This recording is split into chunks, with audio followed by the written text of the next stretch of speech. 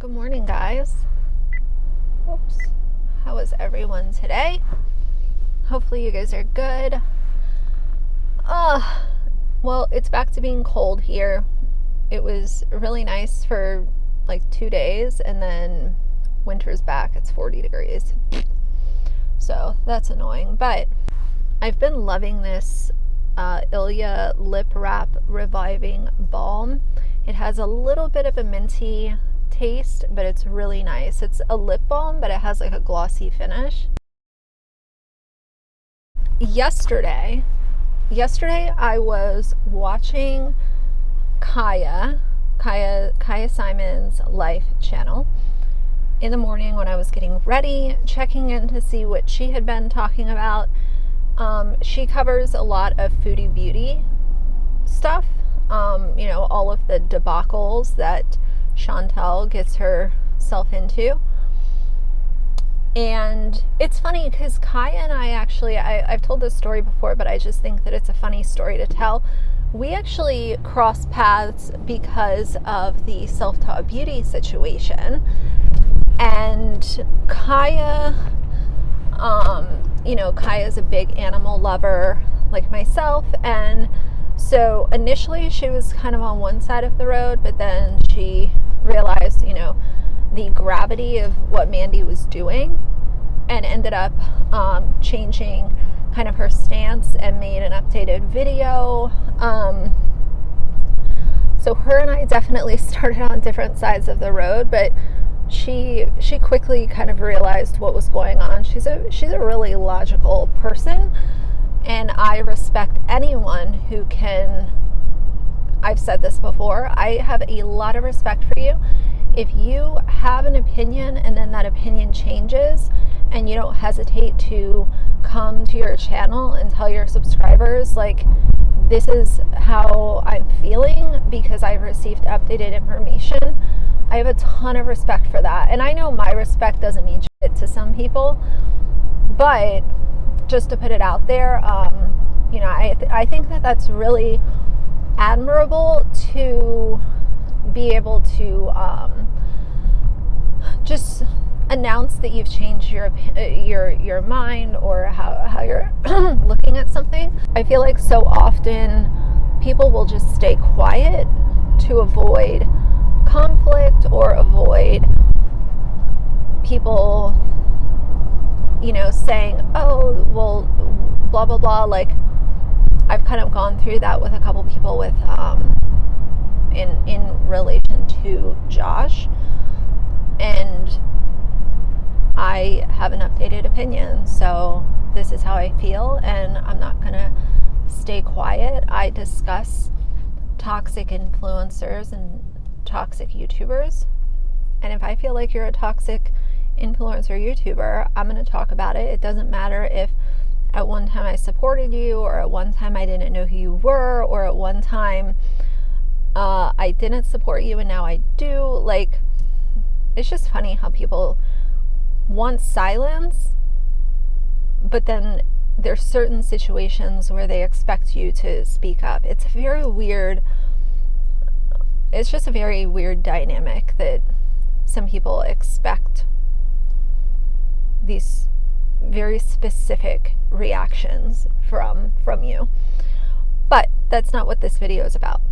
The reason that I mentioned Kaia is because she does cover a lot of Foodie Beauty stuff, and I've actually learned a lot about Chantel through Kaia, because, and this is not like hearsay stuff, like she does a lot of reactions kind of like I do, but she put on a video, and of course I'll link it down below, that she was literally doing a live stream when Foodie Beauty's channel got terminated. So Foodie Beauty's channel is officially terminated. She is off of YouTube, and once your channel is terminated, because I've already seen people speculating, like, she'll just come back, like, she'll come back on another channel. So the problem is that once your channel is terminated under AdSense, let's just say you have a channel and your AdSense is linked to your name and your tax ID number, which would be your personal social security number, and your account gets terminated for breaking terms of service, you cannot come back to YouTube under that tax ID number. You're done. So the only thing that she could do would be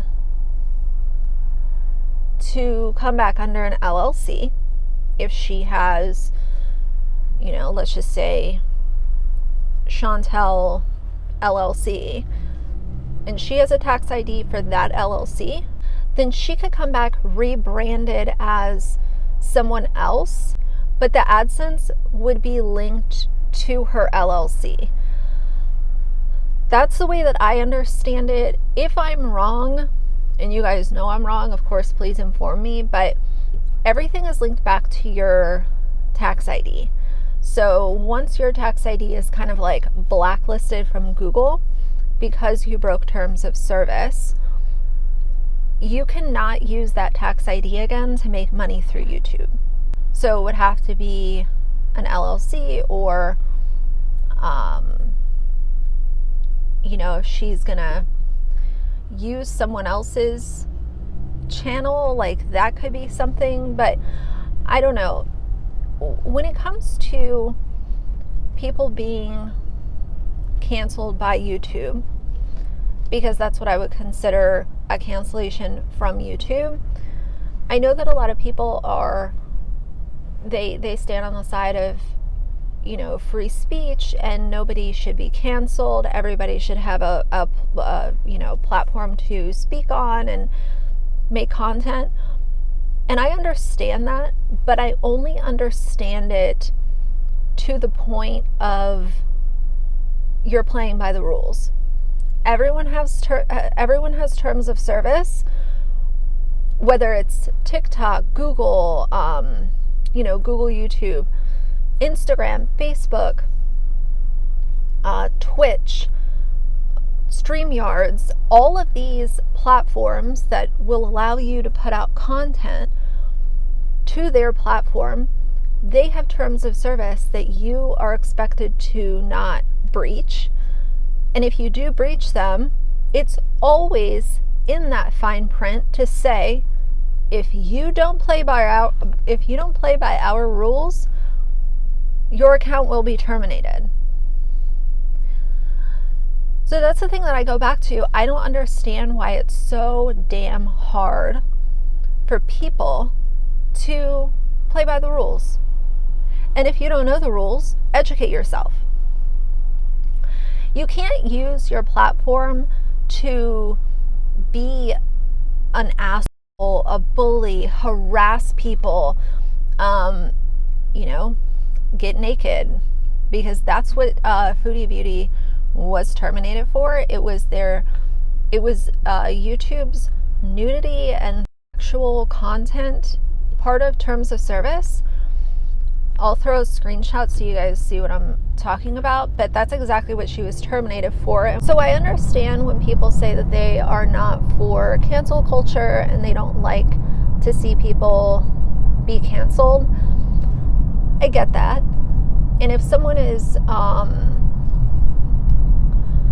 I do think a lot of times people have a lot of outrage over things that are not that big of a deal. Nobody is untouchable.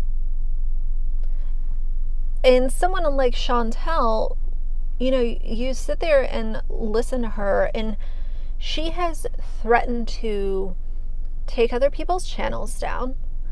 She has been extremely rude to people who support or supported her channel. It's really funny because on her last live stream, she was threatening to take down Charlie Gold's channel.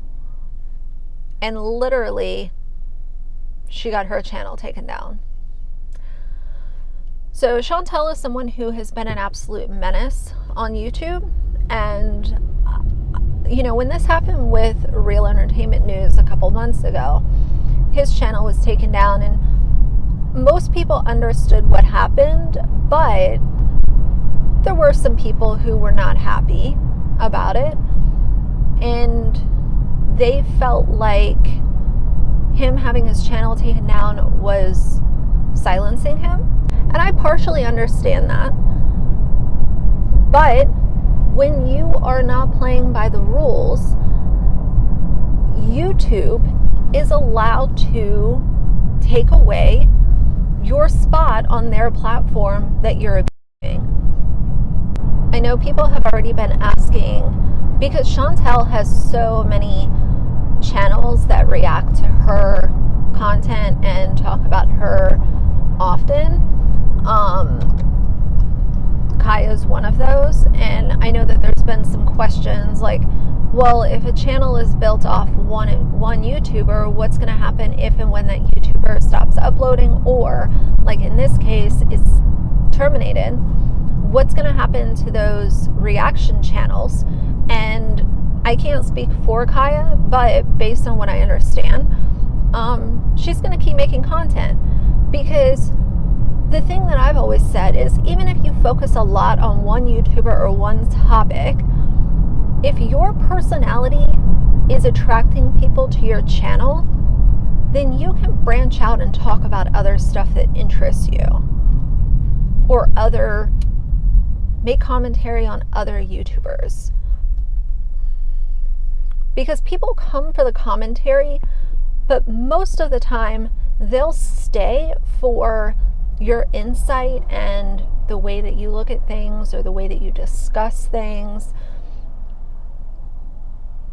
So I don't know if every channel will be able to do that, but for Kaia, I think that she is, she has a good head on her shoulders, and I think that she'll be just fine making other content. And once the Foodie Beauty stuff kind of fizzles out, I think that she'll be perfectly fine with whatever videos she decides she wants to make.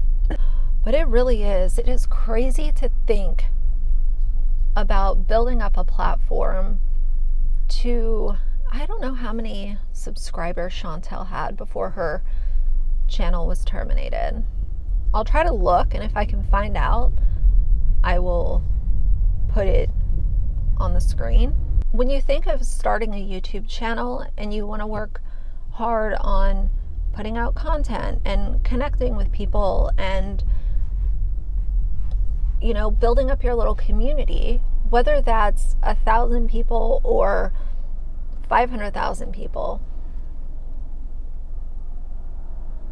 that number starts to grow, and you realize that, wow, like, people are really here to hear me out. They want to listen to me. They want to stick around. Because I've always said,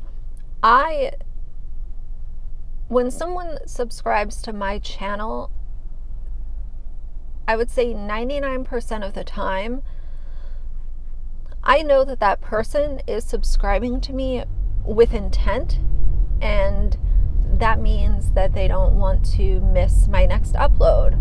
Or maybe they want to subscribe so that they can go back and watch other videos that I've published. So it's very intentional for me, and that's important, and that's not missed on me. And I appreciate every single person who decides to subscribe.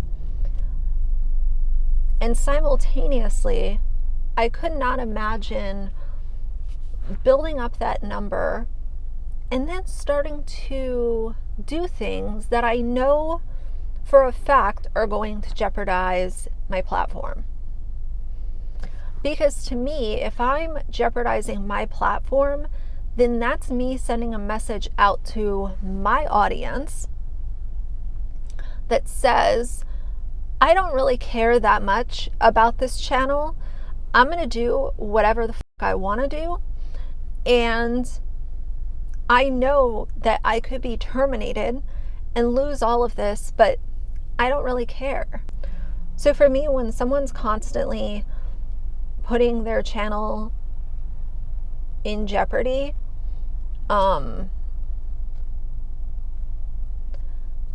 that just isn't someone that I would personally want to continue to support. But the more serious issue with Chantel is everything else that she's done. The threats, the talking about things that do not belong on YouTube, really graphic, gross stuff. And then we haven't even gotten into the topic of the drugs that she has been shown. This is not a conspiracy theory. She has been shown to be utilizing on her platform as of the last, I know for sure, the last few months. And that's absolutely not allowed on the YouTube. That's absolutely not allowed on YouTube, period.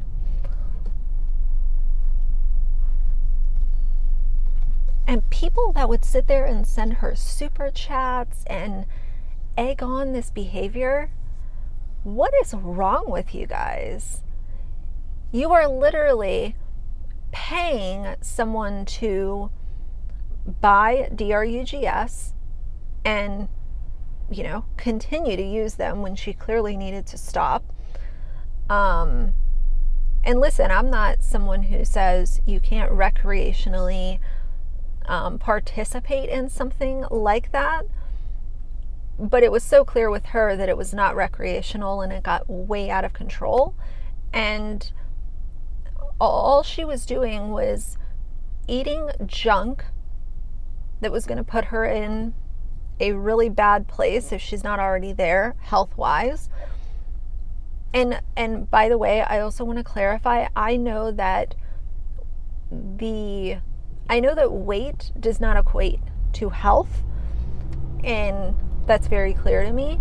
But when you witness someone like Chantel or Nikocado constantly eating fast food, fried food, a lot of saturated fats, a lot of high cholesterol intake type diet, you can come to a conclusion to say that that person is probably not in the best health that they could be in.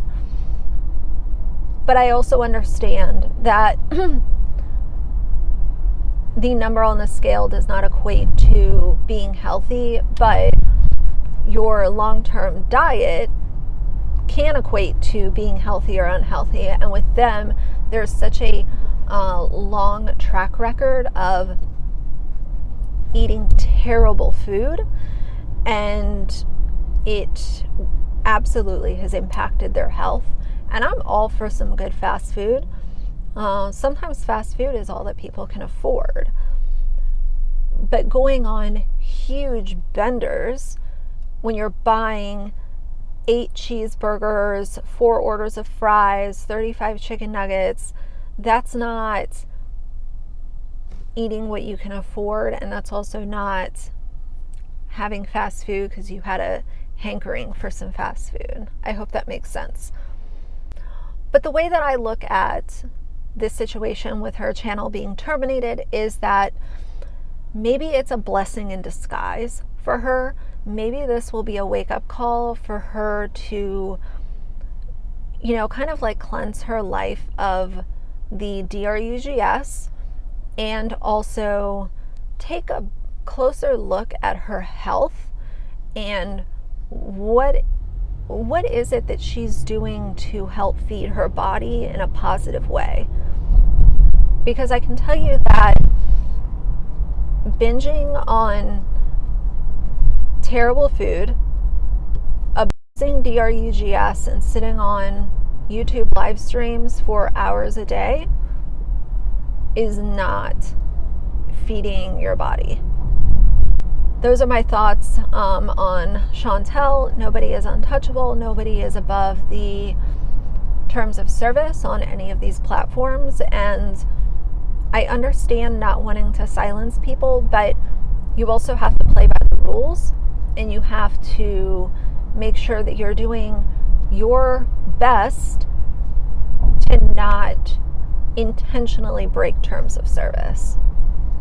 It's not that hard. It is really not that hard to play by the rules. And I get it, like, slip-ups can happen, nobody, I don't know if anybody is gonna follow terms of service to a T every single time on every platform, because they also differ from platform to platform. But don't be an asshole. Do your best. It's not that difficult. I know that it's difficult for some people, but it's not difficult for most, is what I will say. But either way, I wanted to share my thoughts on this. What do you guys think? It's the end of an era. It is the end of the Foodie Beauty era. And I guess we'll see what's next. Will she come back under a different brand and have her AdSense tied to a completely different, brand new tax ID? Will she show up on someone else's channel? Who knows? But either way, for now, if you like the video, please leave a like and a comment. And if you'd like to see more from me in the future, please subscribe. I'll see you guys soon. Bye.